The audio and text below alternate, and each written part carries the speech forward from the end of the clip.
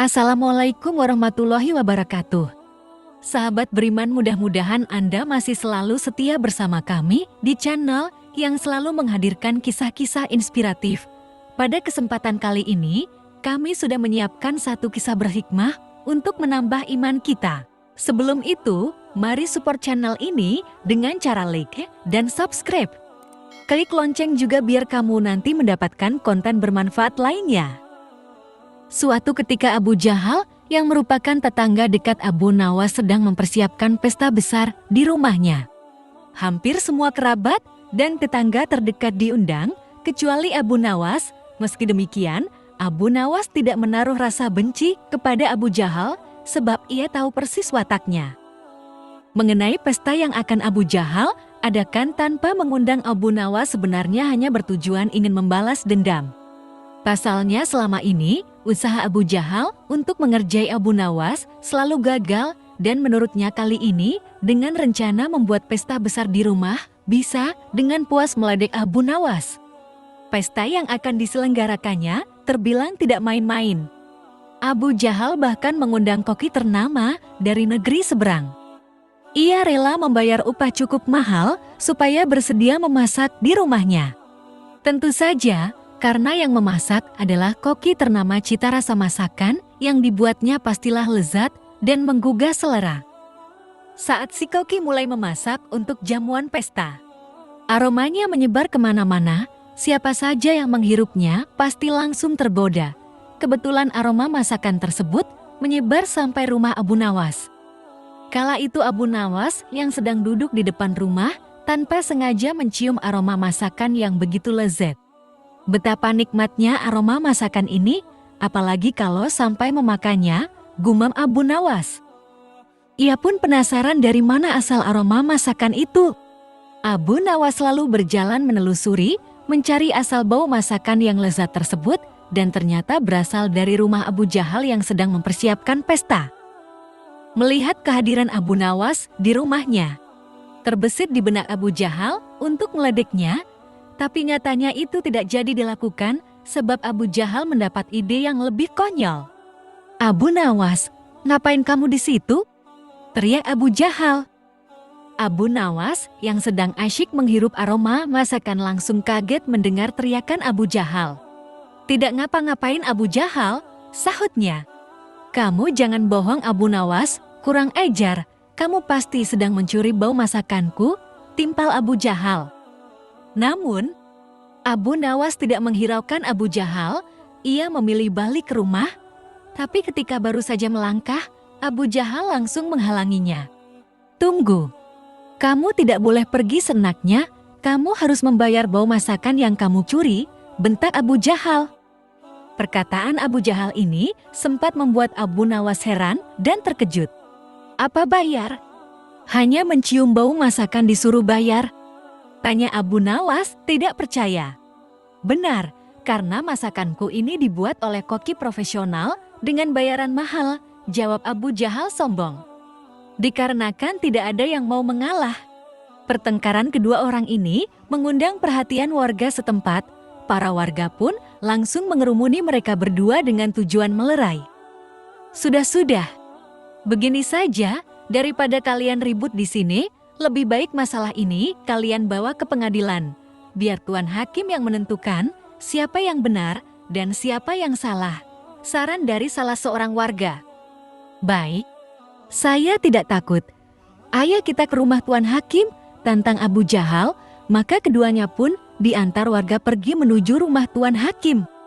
"Ada masalah apa ini?" tanya Tuan Hakim. Abu Nawas lalu menceritakan secara detail kronologi masalah yang dialami. "Mas saksi hanya mencium bau masakan disuruh bayar?" "Tuan Hakim, ini kan aneh," kata Abu Nawas heran. Abu Jahal tidak mau kalah berargumen. "Tuan Hakim, bila seseorang mengambil sesuatu milik orang lain, sedangkan orang lain itu tidak ikhlas, bukankah itu namanya mencuri?" tanya Abu Jahal. "Benar orang tersebut bersalah dan bisa dituntut hukuman," jawab Tuan Hakim. "Nah, begitu juga dengan hamba, Tuan Hakim. Di rumah hamba sedang memasak makanan lezat dan Abu Nawas ini telah menghirup aroma masakan yang berasal dari rumah hamba, sedangkan hamba tidak ikhlas Tuan Hakim. Bukankah itu termasuk perbuatan mencuri? Tanya Abu Jahal lagi. Oleh karena itu, hamba menuntut supaya Abu Nawas membayarnya, kata Abu Jahal melanjutkan. Ada benarnya ucapan Abu Jahal, tapi masak ia hanya gara-gara mencium masakan harus disuruh bayar, pikir Tuan Hakim. Sementara, Abu Nawas melihat gelagat Tuan Hakim yang tampak kebingungan menangani masalah ini. Abu Nawas tahu Tuan Hakim adalah orang bijak, tapi karena pintarnya Abu Jahal dalam mengolah kata, membuat Tuan Hakim jadi kebingungan.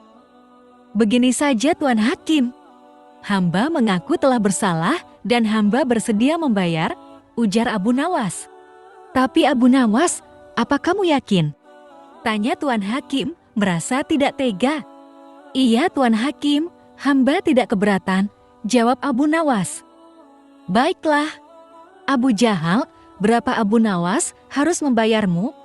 Tanya Tuan Hakim. Sebesar 100 dinar Tuan Hakim, jawab Abu Jahal. Sebanyak 100 dinar. Yang benar saja kamu?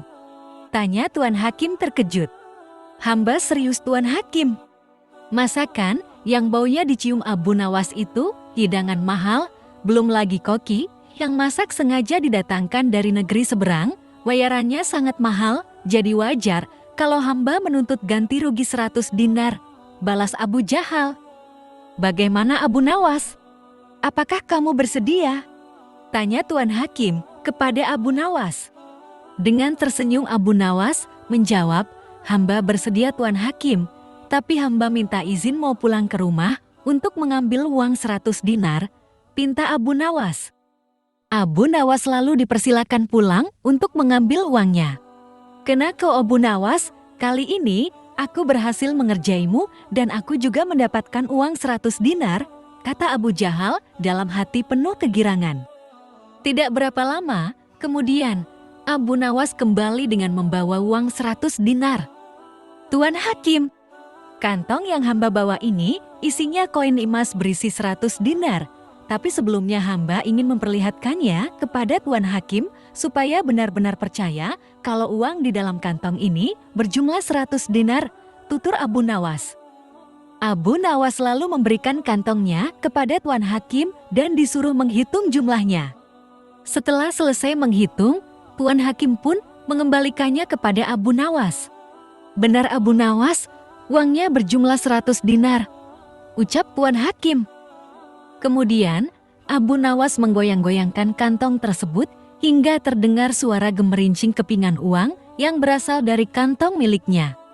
Hai Abu Jahal, apakah kau mendengar suara kepingan uang ini? Tanya Abu Nawas. Iya, aku mendengarnya. Sini berikan uangnya kepadaku, pinta Abu Jahal tidak sabar. Bukannya barusan aku sudah memberimu, kenapa malah minta uang ini?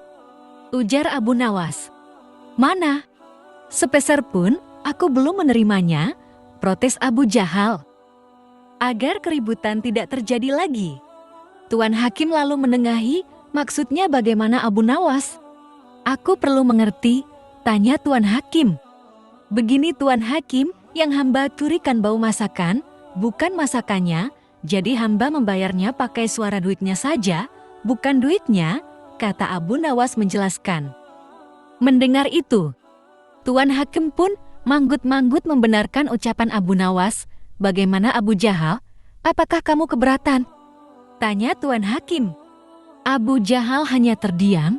Ia tidak menyangka Abu Nawas bisa sampai secerdik itu. Dia pun kecewa karena gagal mendapatkan uang 100 dinar.